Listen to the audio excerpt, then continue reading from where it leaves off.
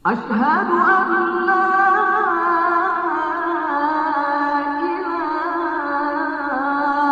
إلا الله.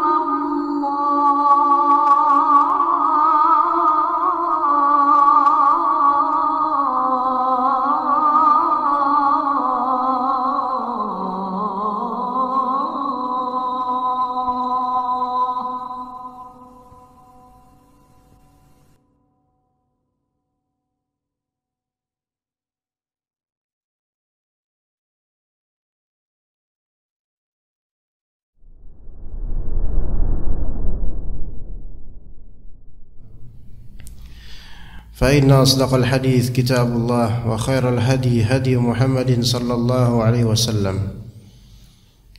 وشر الأمور محدثاتها وكل محدثة بدعة وكل بدعة ضلالة وكل ضلالة في النار. أما بعد. Para ikhwah sekalian rahimani wa rahimakumullah, dan juga ummahat jika mungkin ada di tempatnya, masalah yang disebut al-kibar, yaitu masa tua, masa ketika seseorang harus lebih fokus menuju Allah Azza wa Jalla, karena potensi keberangkatan itu lebih segera dibandingkan umumnya manusia di bawah umurnya. Yang dalam hadis dan zikir pagi petang ada sunnahnya Nabi SAW berlindung kepada Allah Ta'ala dari su'il kibar, yaitu seperti asbahna wa asbahal mulku lillahi walhamdulillah la ilaha illallah wahdahu la syarika lah. Kemudian apa? Rabbi as'aluka khaira ma fi hadzal yawm wa khaira ma ba'dah wa a'udzubika min syarri ma fi hadzal yawm wa syarri ma ba'dah. Rabbi a'udzubika minal kasali wa su'il kibar. Rabbi a'udzubika minal kasali wa su'il kibari. Ya Allah, ya Rabb, saya berlindung kepada Engkau dari dua hal, yaitu yang pertama al-kasal, rasa malas, dan yang kedua al-kibar, su'il kibar, yaitu buruknya masa tua. Wallahu alam, ada sir, yaitu suatu makna yang terpendam di penyebutan dua hal ini, yaitu al-kasal dan su'il kibar. Al-kasal di sini kemalasan. Su'il kibar yaitu masa tua yang buruk. Dan kalau kita lihat di antara penyebab masa tua itu begitu buruk adalah al-kasal, rasa malas di masa muda. Rasa malas di masa muda. Dan seseorang di masa tuanya akan mengalami atau akan mencurahkan sikap-sikap dan pandangan yang buruk di tema-tema yang dulu ketika masa muda dia malas untuk menggali faedah darinya, dari tema itu.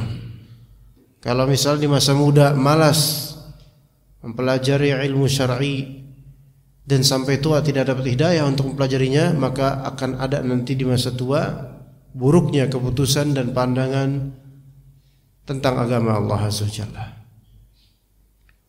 Dan yang di masa muda malas untuk mencari nafkah, maka masa tuanya bisa diprediksikan bagaimana, kecuali yang Allah Ta'ala berikan hidayah.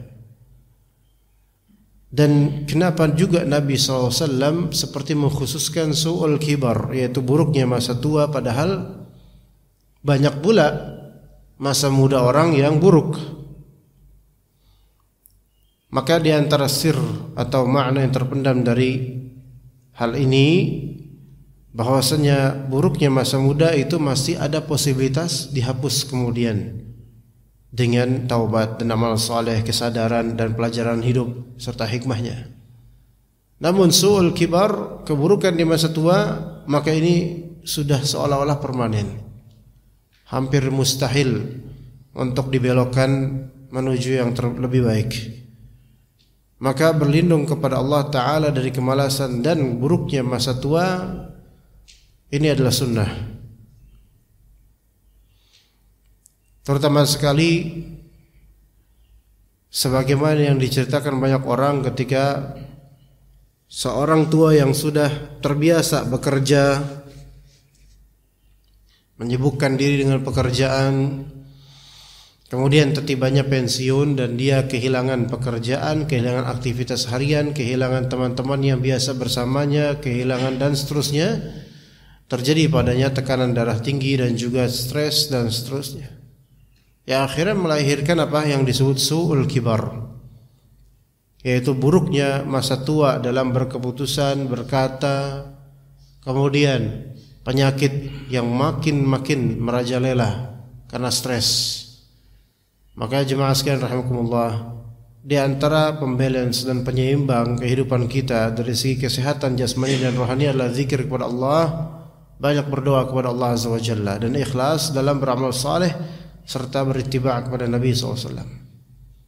Maka barang siapa yang luput akan itu semua, jarang zikir, minta sama Allah pun enggak, kemudian kalau ibadah enggak ikhlas, kalaupun beramal itu apa yang dia inginkan bukan apa yang sesuai sunnah, maka apa yang bisa diharapkan dari orang ini selain lebih baik cepat mati daripada menambah dosa terus.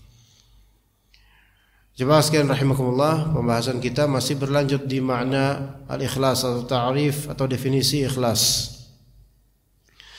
Dan kita akan membahas perkataan-perkataan dari para ulama.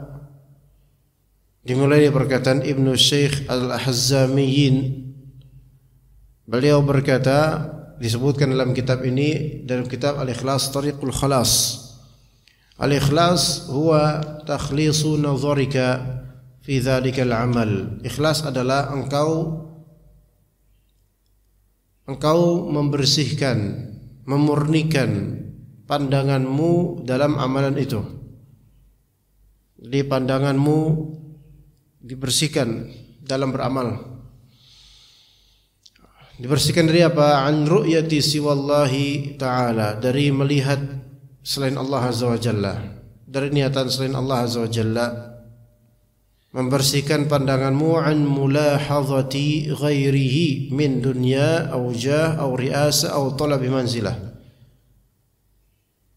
Membersihkan pandangan hatimu dalam beramal dari memperhatikan selain Allah Ta'ala, dari keduniaan atau jah, yaitu jabatan, atau riasah, posisi, atau talabi manzilah, atau mencari manzilah di hadapan manusia. Mencari manzilah ini bukan atau tidak mesti jabatan, tidak mesti apa, posisi di pemerintahan, tidak mesti. Melainkan talabi manzilah ini bisa aja pengen dianggap ustaz, ya, pengen dianggap ustaz, padahal bukan. Dan sampai Imam Al-Ghazali rahimahullah wa afa'an menyebutkan dalam salah satu kitabnya, barang siapa yang menyemir, atau semakna dengan ini, barang siapa yang menyemir rambut atau jenggotnya dengan warna putih supaya dianggap syekh dan dihormati, maka dia riya, maka dia tidak ikhlas. Ya, kenapa disemir putih? Supaya didengar omongannya, supaya dianggap syekh, supaya dianggap orang yang sudah mengalami pengalaman hidup yang sangat tinggi. Maka yang seperti ini aja sudah terhitung sebagai tidak ikhlas. Ada sisi riya dan talab manzilah. Ini yang disebut talab manzilah, mencari manzilah indan nas, mencari manzilah di mata manusia padahal dia tidak layak untuk duduk di singgasana itu. Kemudian kata Ibnu Syekh Al-Hazzamiyin, faman ijtama'a fi a'malihi wa masa'ihi adh-dhahirati wal batina al-ikhlas istaqama 'amaluhu wa rufi'a ila Allah. Barang siapa yang terkumpul di amalan-amalannya dan di perbuatan zahir dan batinnya berkumpul keikhlasan, maka dia dapat dua hal. Pertama, istaqama amaluhu wa rufi'a ila Allah. Pertama, amalannya itu akan istiqamah, lempeng. Namanya lempeng itu kan enggak goyah gitu. Maksudnya enggak belok sana sini. Ya. Mau ada benturan dimanapun, dari manapun, arah manapun, tetap terus jalan. Gitu loh. Karena tujuan dia adalah Allah Azza wa Jalla. Dan dia tahu Allah lah yang memelihara amalan, rezeki, dan masa depannya Allah yang pelihara. Maka lempeng, istaqama amaluhu. Dan belum cukup itu sebagai kebaikan, melainkan tambahan berikutnya wa rufi'a ila Allah, dan amalannya itu akan diangkat menuju Allah Azza wa Jalla, tercatat sebagai amalan yang ikhlas. Sebagaimana kata Allah Azza wa Jalla di surat Fatir ayat 10, ilaihi yas'adul kalimut thayyib wal 'amalus shalihu yarfa'uh. Dan itu juga yang tadi dibaca oleh Imam di akhir-akhir suratnya. Ilaihi yas'adul kalimut thayyib wal 'amalus shalihu yarfa'uh. Yaitu kepada Allah lah al-kalimut thayyib dan al-'amalus shalih, yaitu kalimat yang baik, termasuk la ilaha illallah paling tingginya, dan juga kalimat-kalimat yang berupa zikir serta amar ma'ruf nahi munkar itu terangkat yas'ad, yaitu dinaik. Wal 'amalus salih, dan amalan saleh juga naik. Amalannya, catatannya dilaporkan oleh malaikat kepada Allah Azza wa Jalla, Allah Ta'ala angkat menujunya. Maka dari segi amaliyah orang ini istiqamah. Dari segi terangkat, amalan ini diterima oleh Allah Azza wa Jalla. Kemudian kata Ibnu Qayyim Al-Jauziyah rahimahullah, al-ikhlasu an yukhlisa lillahi fi af'alihi wa aqwalihi wa iradatihi wa niyyatihi. Ikhlas adalah seseorang memurnikan lillahi ta'ala dalam berkata, dalam berbuat, berkata, berkeinginan dan berniatan. Jadi ikhlas bagi Ibnu Qayyim Al-Jauziyah di sini definisinya walaupun agak berputar, ikhlas adalah seseorang menuluskan, yaitu mensucikan niatan, mensucikan lillahi ta'ala. Jadi fokusnya lillahi ta'ala. Dalam apa? Perbuatannya, perkataannya, keinginannya, niatannya. Jadi kalau dia ingin sesuatu, maka tidaklah dia menginginkannya kecuali ada karena Allah Azza wa Jalla, kecuali karena Allah Azza wa Jalla. Hadhihi hiya al-hanifiyah millatu Ibrahim allati amara Allahu biha ibadahu kullahum. Inilah yang disebut agama al-hanifiyah, agama yang condong kepada kebenaran. Inilah millahnya Ibrahim, yang Allah Ta'ala memerintahkan hamba-hambanya seluruhnya untuk mengadopsi agama ini, yaitu agama Nabi Ibrahim AS, agama keikhlasan. Wala yaqbalu min ahadin ghairaha. Dan Allah Subhanahu wa Ta'ala tidak menerima selain agama Nabi Ibrahim, selain agama Islam, agama lain tidak Allah Ta'ala terima. Wa hiya haqiqatul Islam. Dan ikhlas inilah hakikat dari Islam. Wa may yabtaghi ghairal islami dina falan yuqbala minhu wa huwa fil akhirati minal khasirin. Dan barang siapa yang mencari selain Islam sebagai agama, maka tidak diterima agama itu, dan plus dia di akhirat akan berada dalam kondisi seperti kondisi orang-orang yang merugi. Wa hiya millatu Ibrahim allati man raghiba anha fahuwa min asfahis sufaha. Dan inilah agamanya Nabi Ibrahim, yang mana siapapun yang tidak berkenan atau enggan untuk memeluk agama Nabi Ibrahim, maka dia asfahus sufaha, maka dia adalah sebodoh-bodohnya orang bodoh. Wa qala Ibnu Rajab, berkata Ibnu Rajab rahimahullah, wa maqamul ikhlas wa huwa an ya'mal al-'abdu 'ala istihdari musyahadati Allah iyyahu wa ittila'ihi 'alaihi wa qurbihi minhu. Maqam ikhlas itu adalah seorang hamba beramal ala istihdari musyahadatillah, iyah, beramal dengan adanya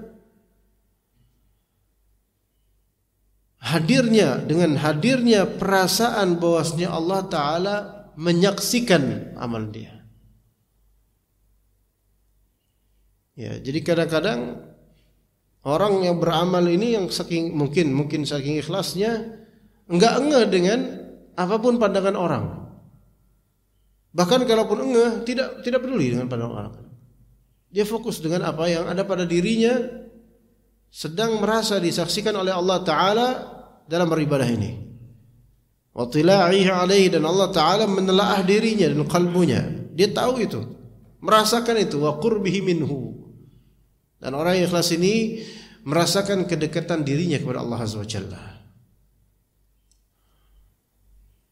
Fa idza istahdara al-'abdu hadha fi 'amalihi wa 'amila 'alayhi fa huwa muslim mukhlisun lillah. Dan jika hamba ini menghadirkan perasaan tadi di amalannya dan dia beramal di atas perasaan tersebut, maka dia adalah orang yang ikhlas lillahi ta'ala. Lianna istihdarahu dzalika fi 'amalihi yamna'uhu min al-iltifati ila ghairillahi wa iradatihi bil 'amal. Karena menghadirkan perasaan diawasi dan dilihat oleh Allah Ta'ala dalam beramal, itu mencegah dirinya untuk menoleh-noleh ke selain Allah dan mencegah dirinya untuk berpaling meniatkan sesuatu kepada selain Allah. Enggak, dia cukup kepada Allah. Makanya kalau misalnya mau belajar fokus, ya, supaya bisa lebih fokus, belajarlah ikhlas, maka akan lebih fokus. Ya. Karena orang yang ikhlas, maka dia terlatih untuk fokus kepada tujuan. Gitu loh. Sedangkan orang yang tidak biasa ikhlas, maka dia tidak terlatih untuk fokus. Makanya amalannya itu tercerai-berai. Tujuannya seringkali enggak tergapai. Stuck di tengah jalan, bahkan di permulaannya. Maka latihlah diri kita untuk senantiasa berusaha ikhlas sehingga amalan itu ya terus. Dan di antara qaimul ikhlas, di antara da'aimul ikhlas yang menjadi tiang keikhlasan atau faktor keikhlasan adalah istihdar al-qalb atau istihdar musyahadatillah, yaitu menghadirkan perasaan dilihat dan diawasi oleh Allah Ta'ala. Gitu. Kemudian qala al-'allamah Ibnu Utsaimin, berkata Syekh Utsaimin rahimahullah, al-ikhlasu lillahi ma'nah an yaqsida al-mar'u bi'ibadatihi at-taqarruba ila Allah Ta'ala wa at-tawassul ila dari karamatih. Ikhlas lillah maknanya adalah seseorang menunjukkan ibadahnya sebagai bentuk mendekatkan diri pada Allah dan sebagai bentuk menyambung diri ke negeri mulia, yaitu surga. Jadi seseorang menunjukkan ibadahnya untuk mendekatkan diri kepada Allah. Bagaimana itu mendekatkan diri kepada Allah? Itu dia beribadah supaya dia itu pengen dekat sama Allah, supaya dia mendapatkan rasa aman yang Allah Ta'ala berikan padanya. Ini ikhlas. Dunia ini banyak ketakutan jemaah. Dunia ini banyak misteri masa depan. Kita nggak tahu apa yang akan terjadi, sehingga kadang kita merasa sangat perlu dekat sama Allah. Kalau anak-anak kecil ketika dia khawatir ada orang asing, ada apa, tiba-tiba dia langsung berlari menuju ke ibunya. Maka seorang hamba itu harus lebih daripada seperti itu. Kita nggak tahu masa depan kita, jemaah. Dunia apalagi akhirat. Maka kita perlu dekat sama Allah. Siapa lagi nanti yang nolong kita gitu. Wallahi keluarga akan meninggalkan kita. Lalu siapa lagi? Kepada siapa kita bergantung? Padanya. Maka mendekatkan diri kepada Allah Ta'ala itu adalah modal untuk mengamankan diri sekarang dan masa depan.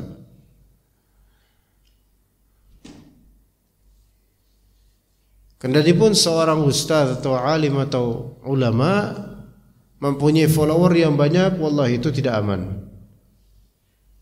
Bahkan follower semakin banyak, itu semakin dekat kepada jurang.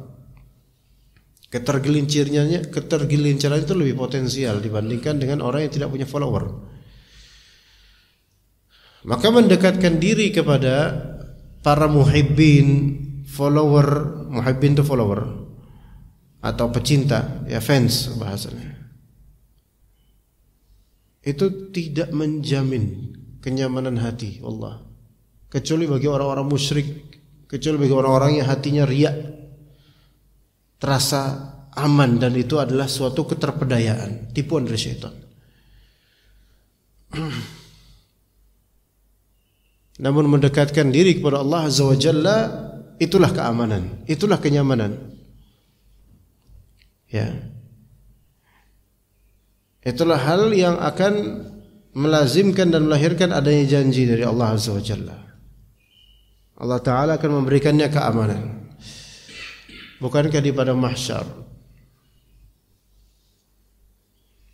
dan di mauqif padang mahsyar itu panas sekali, 1 mil jaraknya di atas kepala manusia matahari itu. Dan keumuman orang mereka tenggelam dengan keringat dosanya sendiri. Maka di situ tidak lagi yang namanya fans yang teriak-teriak kemudian meminta tanda tangan dan meminta kecupan atau mengecup tangan kita. Enggak ada, Allah. Wallahi enggak ada.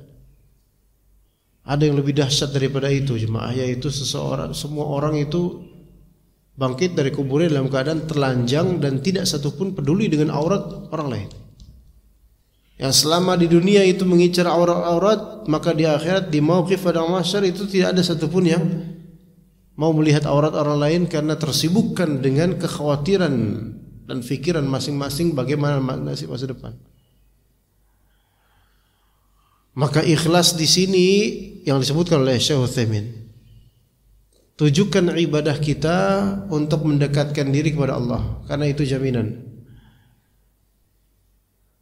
Mendekatkan diri kepada Allah, karena itulah kenyamanan sejati. Wat tawassul ila dari karamatih, dan dalam beribadah mengkoneksi diri agar tersampaikan ke jannah, ke surga Allah Azza wa Jalla, ke janji Allah itu. Bi an yakuna al-'abdu mukhlishan lillahi ta'ala fi qasdih, yaitu hamba ini harus memurnikan maksud ibadahnya lillahi ta'ala. Mukhlishan lillah fi mahabbatih, memurnikan lillahi ta'ala dalam urusan kecintaannya. Mukhlishan lillahi ta'ala fi ta'zimih, memurnikan Allah Ta'ala dalam hal pengagungannya terhadap Allah Azza wa Jalla. Mukhlishan lillahi ta'ala fi zahiri wa batinih, memurnikan zahir dan batinnya lillahi ta'ala. La yabtaghi bi'ibadati illa wajha Allah Ta'ala, tidak dia cari dari ibadahnya kecuali wajah Allah Ta'ala. Wal wusula ila dari karamatih, dan tidak ada yang dia cari dengan ibadahnya kecuali sampai ke surganya.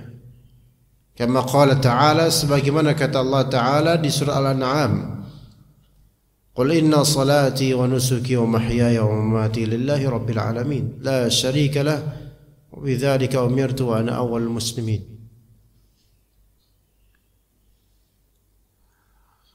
Katakanlah, sesungguhnya salat saya, penyembelihan atau ibadah saya, kehidupan saya, kematian saya lillahi rabbil alamin. La syarikalah, tiada sekutu baginya. Wa bidzalika umirt, dan saya diperintahkan untuk itu. Itu tugas kita. Berarti kan ada amar, perintah dari Allah, dan kita bertugas untuk menjalankan perintah Allah, yaitu mencorongkan salat, ibadah, kehidupan, kematian lillahi rabbil alamin. Wa ana awwal muslimin, dan aku adalah awalnya orang-orang muslimin.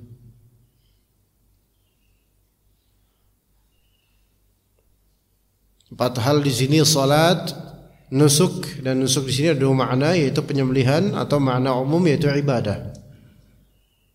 Mahya dan mamat, kehidupan dan kematian. Bahkan sampai kematian lillahi rabbil alamin.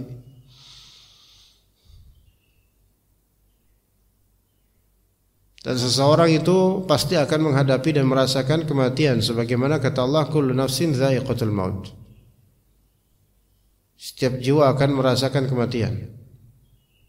Dan ternyata sampai detik kematian pun kita wajib untuk menyerahkannya lillahi rabbil alamin. Ya. Dan di sini disebutkan juga mahya, wa mahyaya, kehidupan kita seluruhnya.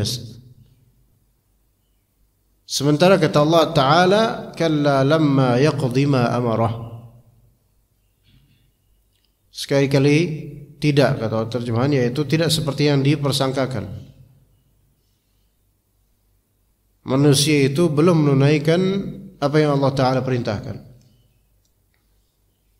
Jadi kita ini sebagai manusia dalam posisi selalu punya kesalahan.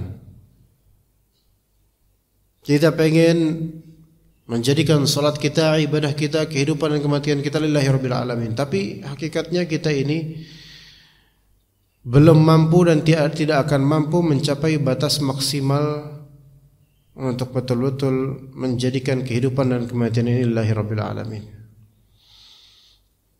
Maka ikhlas ini memang tugas yang begitu berat, tidak mudah, karena pahalanya tidak murah.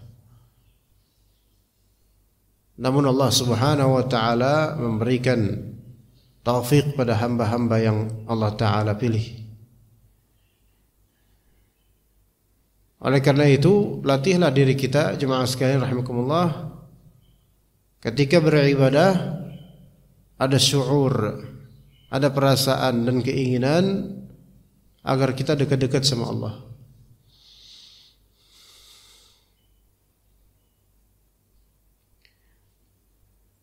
Beberapa masjid memiliki banyak ustaz yang ngisi kajian di masjid itu, atau mungkin ada ustaz populer atau ustaz masyhur yang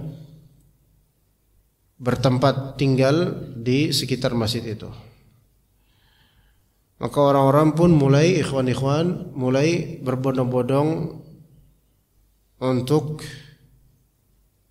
ngontrak di area masjid itu, atau di masjid itu ada sekolah. Dan banyak orang atau ikhwan atau akhwat berusaha untuk mendekatkan diri kepada sang ustaz. Kalau mendekatkan dirinya ini murni karena sang ustaz, maka Allah la yufidu syai'a. Ustaz tidak akan memberikan faedah sedikit pun. Kalau misalnya mendekatkan diri kepada sang ustaz atau tokoh ternama untuk demi dunia, marketing, maka apa yang dicari dari seorang ustaz untuk dunianya Allah? Tidak ada. Kalaupun ada, nasib, ya mata'un qalil, bagian yang kecil sekali. Mendekatkan diri kepada tokoh agama atau tokoh bahkan penyanyi dan seterusnya untuk mendapatkan keamanan rupiah. La haula wala quwwata illa billah. Wallahi ya ikhwan, bahkan tokoh agama itu sendiri butuh rupiah. Sementara orang-orang ini mencari rupiah darinya. Ya, mencari rupiah kepada orang yang juga butuh rupiah. Subhanallah, tasalsul. Yaitu muter-muter ini hidup ini. Tapi ketika seseorang memang mendekatkan diri kepada seorang dai atau tokoh agama atau ulama karena ingin mendekatkan diri kepada Allah dengan mencari ilmu darinya, tafadhal. Kalau memang betul jujur itu yang diinginkan. Tapi kalau yang diinginkan darinya dunia murni atau keamanan dan kenyamanan rupiah, itu yang dicari darinya, maka wallahi ya akhi, ini enggak ngaji ini berarti seperti ini. Ya. Itu dari segi talibul ilmnya itu, penuntut ilmunya. Dari segi tokoh agamanya pun atau ustaznya pun, kalau belajar karena demi rupiah, enggak aman ini. Enggak aman. Ini jeblosnya enggak enak ini seperti nantinya.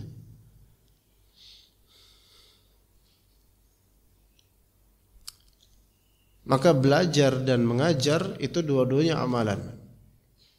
Maka harus seseorang ketika belajar dan mengajar atau mengajar menunjukkan amalannya ini mendekatkan diri kepada Allah. Sebagaimana jemaah sekalian, kalau mau belajar atau menuntut ilmu ada tujuan itu, mendekatkan diri kepada Allah, mendapatkan keamanan dan kenyamanan dari Allahnya. Adapun ustadz hanya wasilah, sebagaimana kamera hanya wasilah. Boleh jadi seseorang mendengarkan live streaming, namun dia lebih mendapatkan keamanan dan kenyamanan dari Allah karena tujuannya mendengar kajian live streaming adalah mendekatkan diri kepada Allah dan mempunyai koneksi ke surga Allah Azza wa Jalla.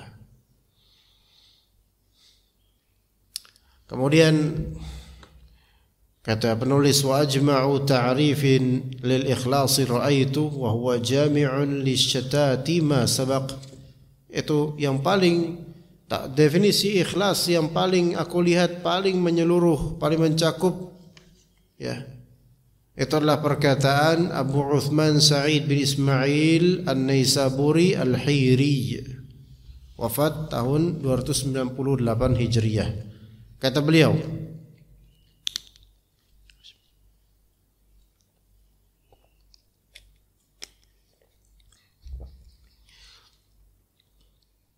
Sidqul ikhlas nisyanu ru'yatil khalqi lidawami an-nazar ila al-khaliq. Kejujuran ikhlas adalah melupakan pandangan makhluk demi konsisten melihat ke Khaliq. Melupakan pandangan makhluk demi konsisten memandang kepada Khaliq. Bukan memandang dalam arti memandang mata langsung, enggak, bukan gitu. Namun artinya demi istiqamahnya dia lillahi ta'ala. Jadi dia tidak menggadaikan baperannya, dia tidak menggadaikan istiqamahnya demi bapernya, enggak. Jadi kan di sini ada dua hal. Ru'yatul khalq, pandangan orang lain, dan yang kedua an-nazar ila al-khaliq, yaitu istiqamah. Mana yang mau antum korbankan kalau beramal? Kalau antum mau mengorbankan pandangan orang lain, lupakan, korbankan khalas. Antum dapat tuh istiqamah.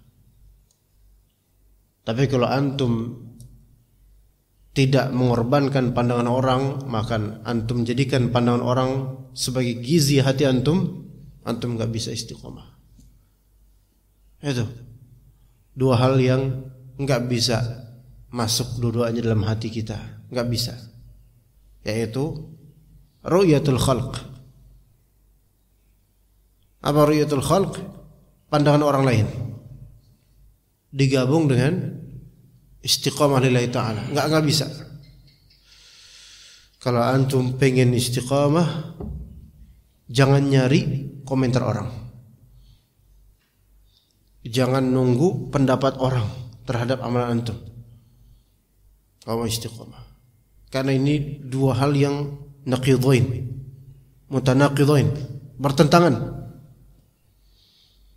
Dan ketika terpaksa antum mengkonsumsi pandangan orang, maka jangan jadikan tanaman, jangan jadikan pupuk amalan. Karena ini pupuk yang beracun. Walaupun orang itu memuji antum, Masya Allah ya antum, Masya Allah istiqamah Pak ya. Ya, mungkin antum senang gitu. Ya senang, wajar senang. Tapi jangan jadikan itu pupuknya untuk amalan. Nanti untuk kedepannya beramal ya supaya dapat pujian yang semisal. Wah ini bahaya ini. Ini bahaya. Makanya pujian adalah ujian.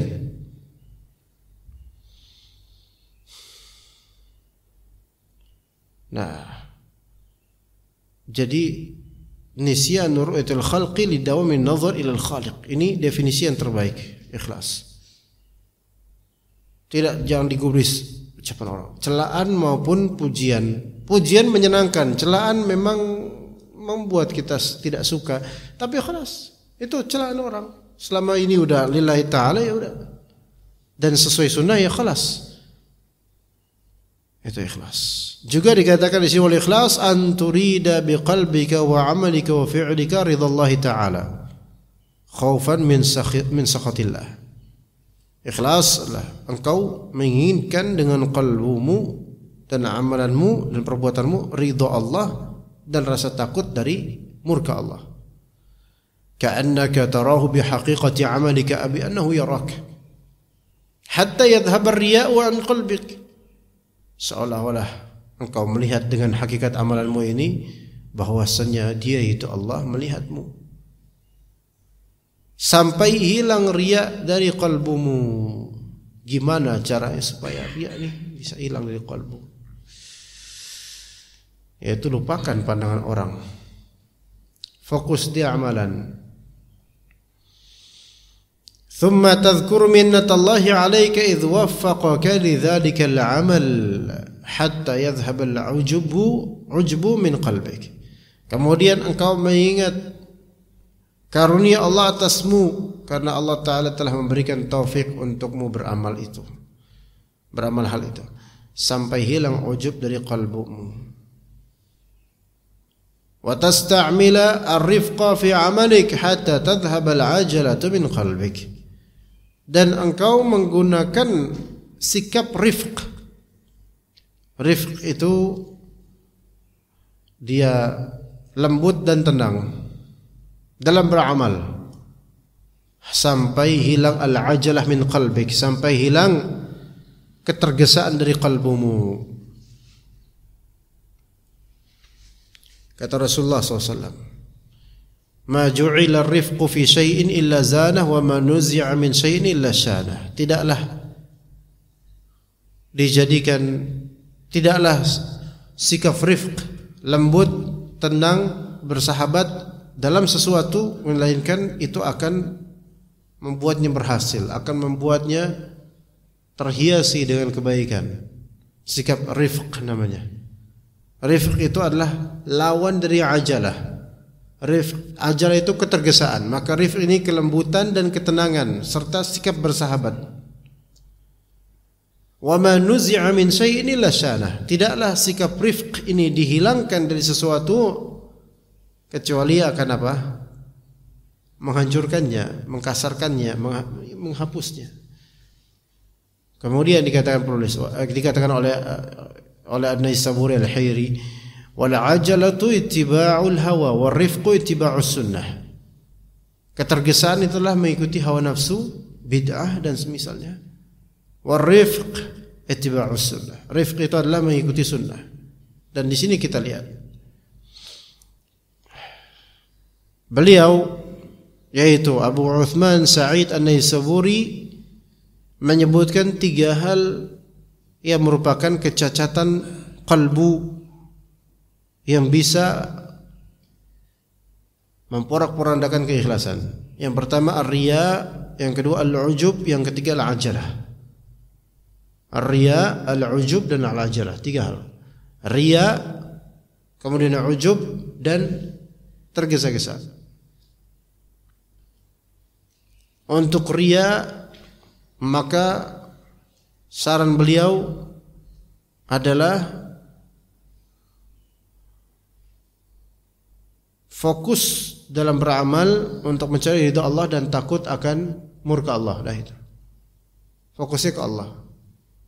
Lupakan pandangan makhluk sehingga tercabut riya dari hatimu. Kemudian penyakit kedua yaitu ujub. Dan obatnya adalah mengingat nikmat Allah Azza wa Jalla yang telah memberikan taufik untuk beramal, untukmu beramal. Jadi ketika seseorang beramal, dia itu harus mengingat bahwasanya yang dia lakukan ini adalah pemberian dan karunia dari Allah Azza wa Jalla.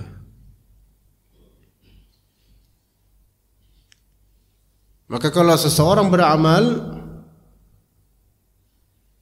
dan dia merasa bahwasanya ini karena saya pintar, karena saya hebat, karena saya skillful, ini ujub ini. Maka hendaknya seseorang ketika dan setelah beramal dia betul-betul memandang bahwasanya semua ini dari Allah, gitu. Karunia dari Allah, supaya ujubnya hilang. Karena ujub ini adalah syirik untuk kedepannya. Ujub ada sisi kesombongan, ya. Dan orang yang ujub itu kan minta pujian pada waktunya, gitu loh.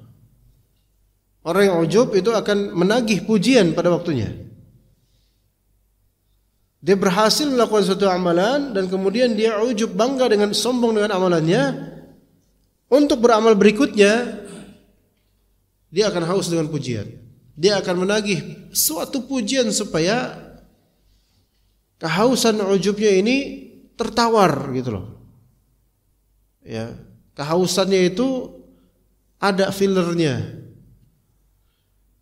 Seseorang yang haus akan sesuatu, dia akan mencarinya, akan mencari sesuatu. Ya, sebagai seorang yang ujub dengan kemampuannya, maka dia pasti akan haus akan pandangan orang lain dan pujian orang lain. Maka kehausan itulah yang mendorong dia untuk beramal. Kehausan itulah yang mendorong dia untuk beramal. Sehingga dia beramal karena haus akan pandangan orang dan pujian dari orang lain. Auzubillah min dzalik. Karena ujubnya, karena gue, karena saya, karena ini loh saya. Dan ini adalah jebakan yang jika seseorang tidak muhasabah dan tidak mengingat karunia Allah, maka ini jebakan perangkap syaitan yang sangat-sangat mudah, sangat-sangat mudah menjerat orang-orang yang ujub dengan amalannya, bahkan orang yang berprestasi, orang yang punya follower banyak dan semisalnya, akan sangat mudah.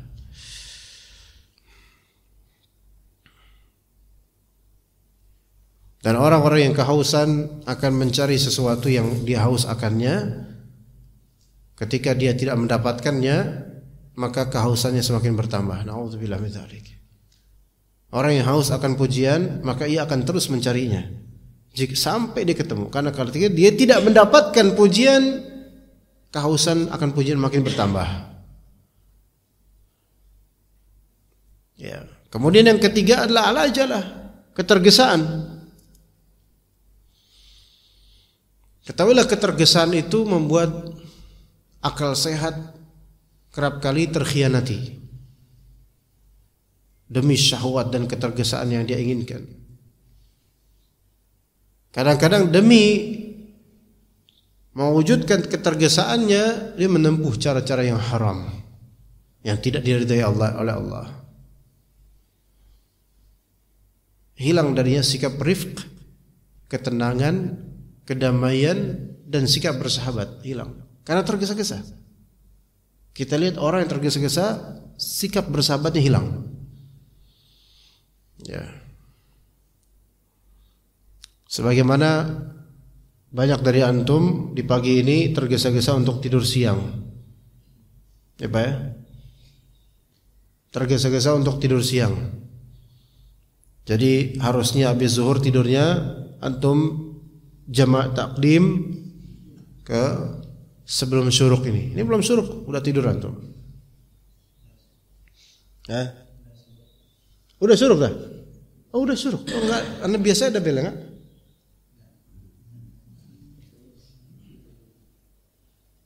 Oh baru terbit Pak, 10 menit lagi ya kira-kira. Ya masalahnya sekarang bukan disuruh atau enggak, ya masalahnya di tidurnya Pak. Saya kan enggak ngomongin syuruknya. Masalah antum tidur siang qailula tapi di waktu syuruk gitu loh. Ini gitu. Antum namanya apa? Tergesa-gesa untuk tidur gitu loh Pak. Jangan tergesa-gesa Pak. Nanti tidur pada waktunya. Tapi kalau tidur enggak apa-apa boleh. Cuman saya sindir terus nanti. Nah, tergesa-gesa itu biasanya orang ujub gitu loh. Afan. Tergesa-gesa biasanya orang yang kehilangan sikap rifq, bersahabat, hilang. Coba antum lihat. Kalau misalnya bapak-bapak antri atau naik kereta komuter lain atau gimana gitu kan, mau masuk ya, bandingkan dengan ibu-ibu ketika mau masuk kereta komuter lain. Jadi kan ada gerbong khusus wanita, ada gerbong umum itu. Atau maka lihat mana yang lebih cakar-cakaran kira-kira. Siapa Pak? Bapak-bapak itu ibu-ibu? Ibu-ibu di mana-mana gitu, soal antrian apa, ibu-ibu lebih suka cakar-cakaran.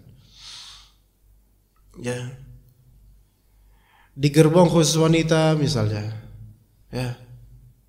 Mana yang lebih betul-betul ngotot untuk dapat tempat duduk? Ibu-ibu, antar ibu-ibu padahal. Dan kadang mereka itu ibu-ibu ini kalau udah kumpul satu gerbong itu nggak mau mikirin yang punya anak, yang hamil, yang tua. Yang penting dirinya dulu yang dapat. Kalau laki-laki gimana?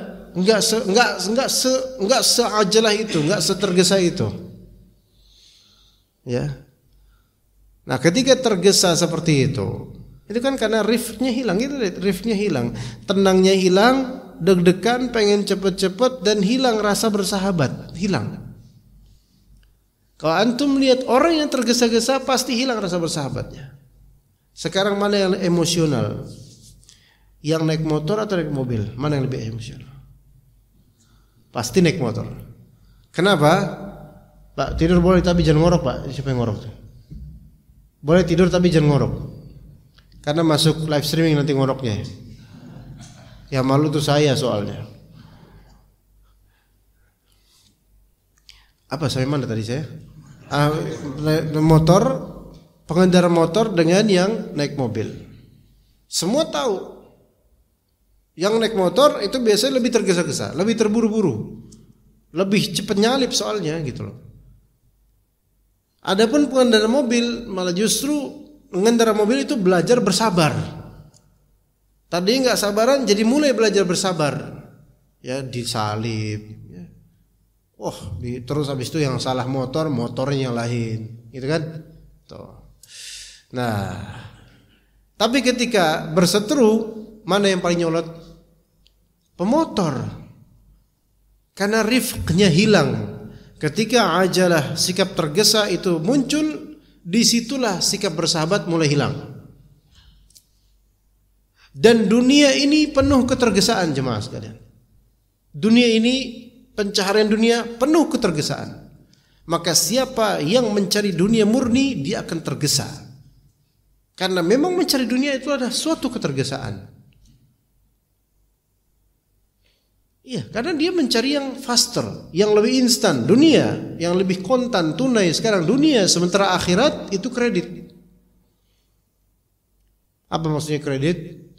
Kita beramal sekarang, ditunaikannya nanti di akhirat. Ditunaikan apa ujur atau ganjarannya di akhirat. Itu kredit. Umumnya manusia dengan syahwatnya lebih memilih apa? Dibayar tunai daripada dibayar kredit. Maka kalau kita bekerja nyari penghasilan murni karena memang nyari duit doang, biasanya lebih menuju ketergesaan. Tapi kalau kita bekerja mencari penghasilan karena ini untuk menafkahi lillahi ta'ala, maka biasanya kita mulai bersahabat. Makanya pebisnis yang murni cari dunia itu tergesa-gesanya luar biasa. Laba dikit, buka cabang cepat-cepat, buka cabang cepat-cepat, gesek sana gesek sini, nggak peduli apa kata orang, memang yang penting dia dapat cuan. Rakyat atau bukan rakyat, apa pegawainya ditindas nggak peduli, istijal, ajalah. Maka kata Nabi SAW, al-ajalatu minasyaitan. Ketergesaan itu dari syaitan. Yang mana ketergesaan ini ada sisi kemarukan dan kerakusan. Orang yang maruk dan rakus itu hilang, perasaan sensenya itu hilang. Ibanya ke orang-orang hilang, rifqnya itu hilang, ketenangannya hilang, pengen cepat-cepat. Nah itulah hakikat mencari dunia. Begitu. Kemudian kata penulis, kata Abu Uthman Al-Naisaburi sini, fa idza faraghta min a'malik wajila qalbuka khaufan min Allah an yarudda 'alaika 'amalak fala yaqbalahu minka. Jika engkau telah selesai di amalanmu, maka kalbumu itu akan bergetar karena takut pada Allah. Takutnya Allah Ta'ala menolak amalanmu dan tidak menerimanya. Kata Allah Azza wa Jalla di surah Al-Mu'minun, walladzina yu'tuna ma ataw wa qulubuhum wajilah annahum ila rabbihim raji'un. Dan mereka adalah orang-orang yang telah beramal dan kalbu mereka itu ada wajilah, getaran karena takut. Annahum ila rabbihim raji'un, mereka akan kembali kepada Allah. Ya, siapa yang menggabungkan 4 sifat ini, maka dia ikhlas. Pertama apa tadi? Itu dia menghilangkan riya, menghilangkan ujub, menghilangkan ketergesaan, dan dia merasa takut enggak diterima amalannya. Itu coba. Jadi ketika beramal, riya enggak nih?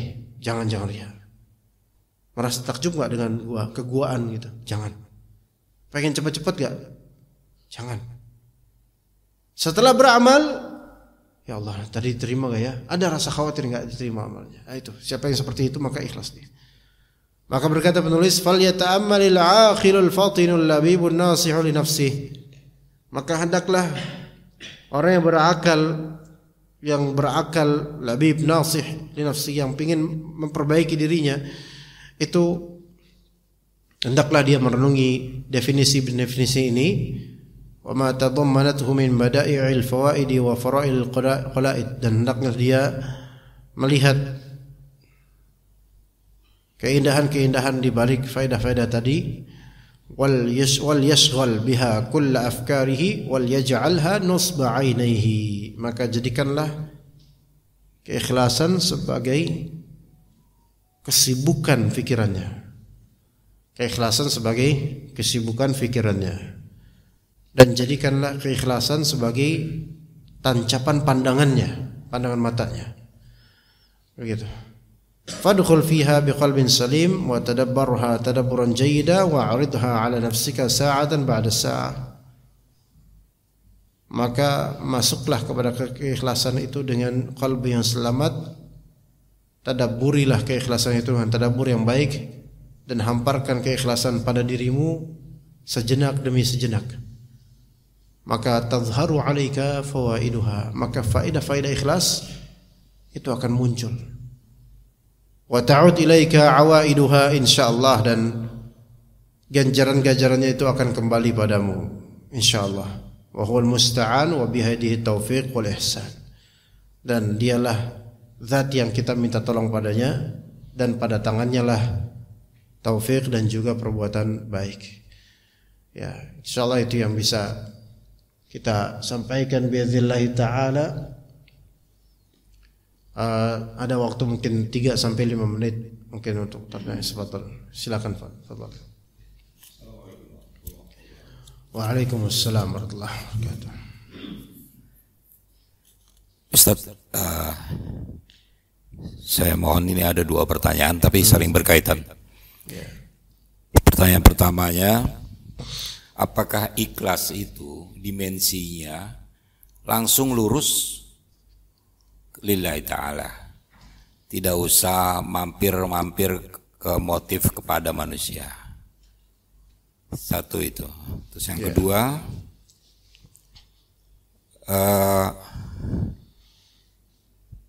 wasilah-wasilah dunia itu apakah termasuk merusak keikhlasan? Yang saya maksud wasilah dunia itu seperti prestise, gengsi, pamor, harga diri, kehormatan. Itu apakah hal-hal yang bisa merusak keikhlasan kita kepada lillahi ta'ala? Ya. Makasih. Baik. Jazakallah khair, Pak. Yang pertama, apakah ikhlas itu memang harus lurus ke atas saja tanpa adanya sedikit pun dari hal-hal lainnya? Maka kita katakan ikhlas bagaimanapun suatu amalan. Ikhlas adalah amalan. Ikhlas amalan hati, dan ia berderajat sesuai dengan seberapa tulus dia atau seberapa komponen yang mengalihkan dia di hatinya dari keikhlasan ada berapa banyak. Maka seseorang tidak bisa menyamakan ikhlas amalan A dan B, C, D semua enggak mungkin sama, melainkan ada naik dan ada turun sesuai dengan faktor dan penghalang. Maka kalau seseorang memang di hatinya ada keinginan dunia kecil tapi ikhlasnya lebih besar, lebih dominan ikhlasnya, maka dia masih disebut ikhlas. Namun tidak sesempurna orang yang murni 100% tanpa adanya niatan dunia. Begitu. Maka apakah ikhlas memang harus benar-benar lurus? Ya dibilang harus. Bagaimana kalau memang ada keinginan dunia di balik itu, selama kalau keinginan dunia tersebut adalah keinginan yang mencederai dan berlawan dengan ikhlas, maka batal ikhlasnya. Adapun keinginan dunia yang bisa disandingkan dengan ikhlas, maka mungkin tidak seikhlas orang yang 100%, tetapi tetap boleh disebut ikhlas. Seperti seseorang ketika dia mau pergi umrah, ikhlas. Tapi ketika itu memang ada niatan nanti setelah umrah, ya pengen belanja, pengen ini, nah itu. Ya itu boleh. Lagi pula gini loh, kalau umrah itu kan harus betul-betul ikhlasnya itu ketika apa? Ketika dia mau melewati miqat Dzulhulaifah atau yang lainnya. Tergantung dia turun di mana. Di situ betul-betul harus dia ikhlas. Oke, enggak usah pas lagi pakai ihram, enggak usah mikir dagang, enggak usah mikir itu aja. Namun setelah selesai tahallul, maka dia silahkan cari dunia. Nah, di sini boleh hal seperti ini, atau haji, tapi dia sekalian pengen nanti pas pulang dari haji pengen bawa oleh-oleh dan juga dagangan-dagangan khas Arab. Itu boleh. Namun jangan sampai niatan dunia ini lebih dominan, gitu. Bisa batal itu niatannya. Nah, apakah orang yang niatan haji karena ada keinginan pulang bawa oleh-oleh dan juga atau bawa dagangan duniawi, apakah ini sama kadarnya dengan orang yang haji enggak ada pikiran apa-apa kecuali pengen haji lillahi ta'ala? Ya tentu beda. Makanya kalau dibilang ikhlas apakah harus lempeng? Harus lempeng. Cuman kalau memang ada sedikit tambahan komponen dunia yang itu tidak tidak menghancurkan ikhlasan, maka tetap disebut ikhlas, namun derajatnya itu tidak setinggi orang yang murni 100%. Begitu loh. Bagaimana kalau dia ikhlasnya adalah levelnya seperti yaitu dia mengharapkan surga Allah Azza wa Jalla, itu ikhlas 100%. Ya ikhlas 100%. Dia enggak mikirin dunia tapi mikirin apa yang ada pada Allah dari ganjaran. Tapi bagaimana dengan orang misalnya dia silaturahim? Silaturahim karena kata Rasulullah SAW supaya diri lapangan rezekinya kan? Dia silaturahim ya karena lillahi ta'ala, ini perintah Rasulullah SAW, tapi juga dia ada keinginan supaya apa? Nanti dia dapat pekerjaan karena rezeki bakal lancar. Maka ini ada bagian dunia, boleh enggak? Boleh selama enggak dominan. Tapi tidak bisa disamakan dengan orang yang tulus datang silaturahim murni karena silaturahim, karena ini tinggi tingkatnya, beda. Jadi kalau mau harus lempeng, harus lempeng. Lempeng. Kalau lempeng murni itu lebih afdol daripada lempeng tapi ada ikutan-ikutan dunia yang boleh memang, tapi tidak sama nilainya dengan orang yang lempeng murni. Seperti itu, Pak. Itu yang pertama. Yang kedua, saya lupa, Pak. Coba tolong diingatkan. Wasilah, prestige dan semisalnya. Ya. Apakah itu menghalangi keikhlasan? Merusak? Bismillah.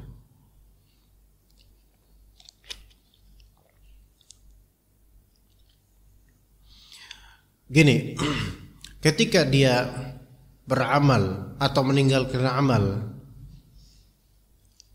demi menjaga gengsinya, dilihat. Kalau murni karena ego dan murni karena khawatir akan pandangan manusia belaka terhadap dirinya, ya, maka ini tidak ikhlas.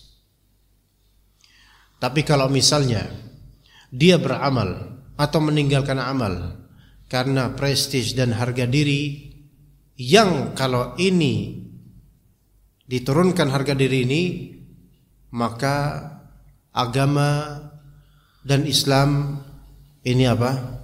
Diturunkan. Maka ini enggak apa-apa. Jangan ini Pak, bangunin Pak, itu suaranya soalnya ganggu jemaah. Ya.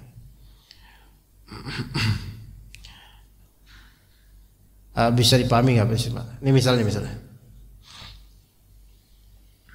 seorang ustaz, ya, misal seorang ustaz.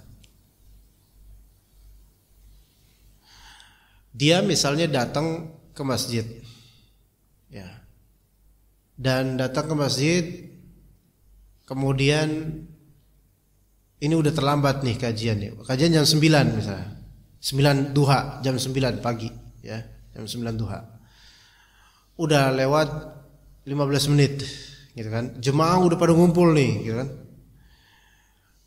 Nah, karena udah lewat 15 menit atau lewat 20 menit, ini kan udah terlambat nih. Harus segera isi kajian. Maka sebenarnya pikiran dari ustadz ini inisiatif datang langsung plek duduk di sini. Tapi ustadz berpikir kalau saya datang langsung plek duduk di sini, jemaah nanti akan memandang saya sebagai ustadz yang tidak hormat kepada masjid. Maksudnya paham enggak, Pak? Tidak sholat tahiyatul masjid. Maka ya mau enggak mau saya harus tahiyatul masjid. Nah, paham di sini? Dia melakukan amalan akhirnya tahiyatul masjid lillahi ta'ala, tapi juga ada sikap menjaga kewibawaan dirinya sebagai ustadz sunnah yang mengamalkan sunnah. Karena kalau saya enggak melakukan ini, maka prestige saya itu akan turun dan orang akan enggak percaya dengan ilmu saya nanti. Paham enggak Pak sini? Kalau yang ini enggak apa-apa. Karena ujung-ujungnya bukan untuk harga diri pribadi, tapi untuk membela agama ini. Jangan sampai ilmu syar'i ini tidak diterima oleh mereka hanya karena mereka melihat saya enggak sholat tahiyatul masjid, gitu loh Pak.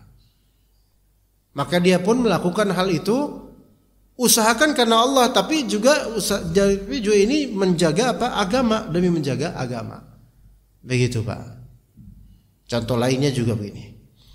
Misalnya bapak nih udah kenal sunnah, alhamdulillah, udah punya jawab. Harapan orang kan ke kita itu lebih besar daripada orang yang enggak kenal sunnah. Harapan orang ke kita lebih besar karena dikira alim gitu kan. Ya. Maka kemudian misal kita diajak diminta bersihin lingkungan, kerja bakti antar RT atau RT. Ya, gitu. Tapi kita ini ada jadwal kajian, gitu loh.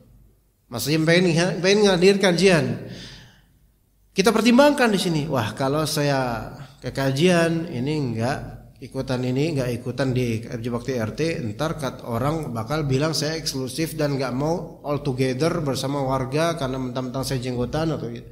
Itu akan memberikan mudarat. Kalau misalnya saya ikutan kerja bakti RT, saya meninggalkan amalan kajian, tapi saya dapat benefit prestige, keilmuan dan amal soleh saya masih ada di mata masyarakat sehingga orang masih percaya sama saya. Maka mana yang antum pilih? Kerja bakti. Ya boleh juga antum pilih kajian, bagus. Cuman ketika antum mempertimbangkan ikut kerja bakti, antum nggak salah. Antum meninggalkan amalan untuk kebaikan dan maslahat, dan antum melakukan kerja bakti juga untuk kebaikan dan maslahat prestige yang mana itu bisa membuat antum diterima omongannya di RT. Dan tujuannya bukan kesombongan, sum'ah, harga diri, bukan, tapi tujuannya adalah supaya barangkali dengan ini dakwah saya diterima. Gitu. Maka yang seperti ini, wasilah seperti ini bermanfaat, boleh. Adapun wasilah yang mentoknya hanya untuk ego pribadi dan ujub diri, ini baru nggak boleh. Itu bisa dibedakan kok. Bagi orang beriman ngerti kok. Di situ perbedaannya di mana bisa ngerti. Antara yang karena ingin memuaskan hawa nafsu pribadi dengan yang ingin membela keagamaan pribadi, maka ini bisa dibedakan dengan insya Allah dengan nalar. Insya Allah biasanya pria bisa membedakan, pria muslim insya Allah bisa membedakan. Mungkin bapak insya Allah paham insya Allah perbedaannya di mana, garisnya di situ. Tipis, tapi orang yang Allah berikan taufik paham banget bedanya mana. Gitu. Mana yang memang untuk hadzun nafs, kerakusan diri, mana yang memang untuk menjaga agamanya. Beda. Ya, yang mengetahui ya pelaku. Orang kadang-kadang menilainya salah, tapi pelaku tahu deh, saya ini kayak gini karena memang untuk menjaga kehormatan sunnah di sini, gitu. Wallahu a'lam. Mungkin cukup sampai situ Pak ya. Barakallahu fikum jami'an. Wa sallallahu ala nabiyyina Muhammad wa ala alihi wa sahbihi ajma'in. Subhanakallahumma bihamdika asyhadu an la ilaha illa anta astaghfiruka wa atubu ilaik. Assalamualaikum warahmatullahi wabarakatuh.